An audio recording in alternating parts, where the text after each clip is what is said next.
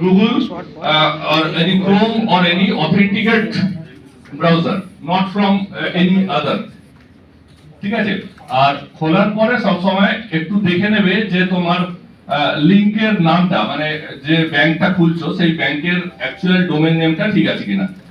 এখানে দেখো www.icicibank.com, এটা যদি আমার ব্যাংক হয় তাহলে আমি জানি যে icicibank.com। তুমি এমন একটা লিংক পেলে, ধরো সেই লিংকটায় ক্লিক করলে একই রকম দেখতে পাচ্ছ, সেম এই ইন্টারফেসই পাবে, কিন্তু ওটা হয়তো icici.com। That is wrong. এই ধরনের প্রবলেমটাকে কি বলে জানো? এই ধরনের ফ্রডটাকে what is the name of this kind of frauding? Phishing. Phishing মানে হচ্ছে মাছের টোপ নিয়ে বসে থাকা, কতক্ষণ না মাছটা খাবে।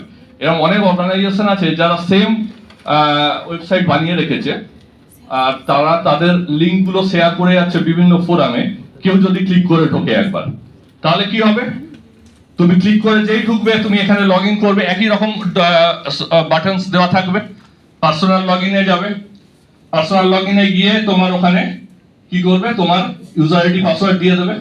দিলে ও তখন ওই ইউজার আইডি পাসওয়ার্ডটাকে কপি করে নিজের কাছে রেখে দেবে। আর কি করবে, ওই ইউজার আইডি পাসওয়ার্ডটা দিয়ে, এখানে দেখো ইউজার আইডি জায়গা আছে, এখানে ইউজার আইডি আর পাসওয়ার্ড তুমি যেই দেবে, ওটাকে নিজের কাছে রেখে দিয়ে ওই ইউজার আইডি পাসওয়ার্ড দিয়ে অরিজিনাল ওয়েবসাইটে তোমাকে লগ ইন করিয়ে দেবে। বুঝতে পারছো? তুমি বুঝতেও পারবে না যে তুমি কিভাবে ঠকে গেলে। You will just log in just as it is. You will be logged in the original site, but the user ID password will be copied by the fraudster. And in the next time, ওরা কি করবে, ওই user ID পাসওয়ার্ডটা দিয়ে log in করে তোমার ডেটাটাকে, মানে তোমার টাকাটাকে ওরা পাঠিয়ে দেবে অন্য কোথাও। So this is one kind of thing. So তাহলে কি করবে, প্রথমে হচ্ছে গুগল থেকে বা যে কোনো অথেন্টিকেট ব্রাউজার ইউজ করবে, যেখান থেকে তুমি নামটা দেবে এবং ডোমেন নেমটা খেয়াল রাখবে যে কি ডোমেন নেম তোমার ব্যাংকের আছে। সেকেন্ড হচ্ছে ইউজার আইডি পাসওয়ার্ড কাউকে শেয়ার করবে না, এ তো সবসময় জানো, সবাই বলছে। আর OTP, please don't never share your OTP with anybody else. তো এগুলো এক হলো। এবারে নেক্সট হচ্ছে ডিভাইস রিলেটেড কিছু ব্যাপার থাকে। ডিভাইস মানে তোমার সিস্টেমটা, সেটাকে কিভাবে সেফ রাখা যায়। তো সিস্টেম সেফ, তুমি সিস্টেম ফার্স্ট অফ অল হচ্ছে, যদি মোবাইল কম্পিউটার হয়, you should update your system regularly. এটা একদম খুব ভাইটাল ইস্যু।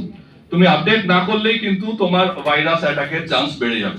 বিকজ তোমরা বাড়িতে যারা কম্পিউটার করো, most of us we don't use any kind of firewall, antivirus, paid antivirus আমরা ইউজ করি না।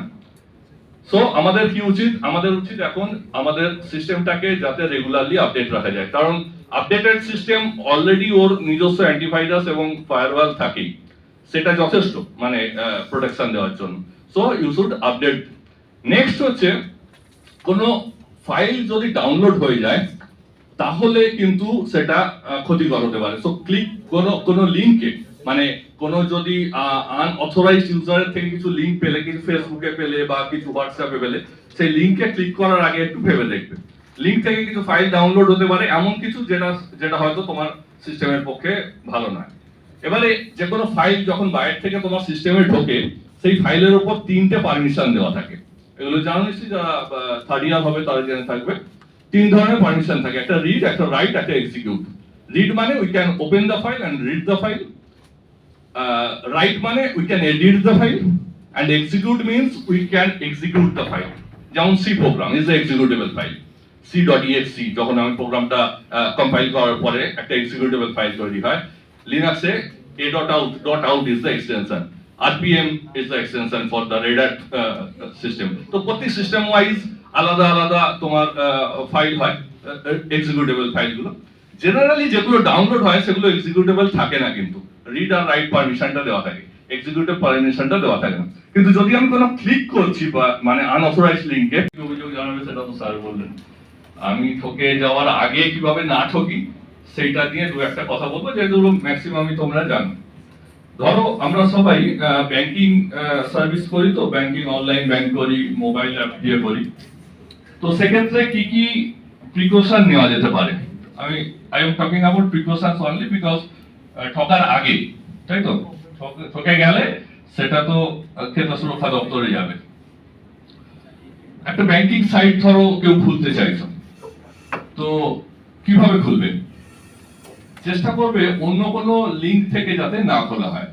যদি ব্যাংকিং সাইটটার নাম পিওর মনে থাকে তাহলে সেটাই অ্যাড্রেস বারে লিখবে, গুগল অ্যাড্রেস বারে। দেখো আমি ধরো একটা ব্যাংকিং সাইটের নাম লিখছি ICICI.com।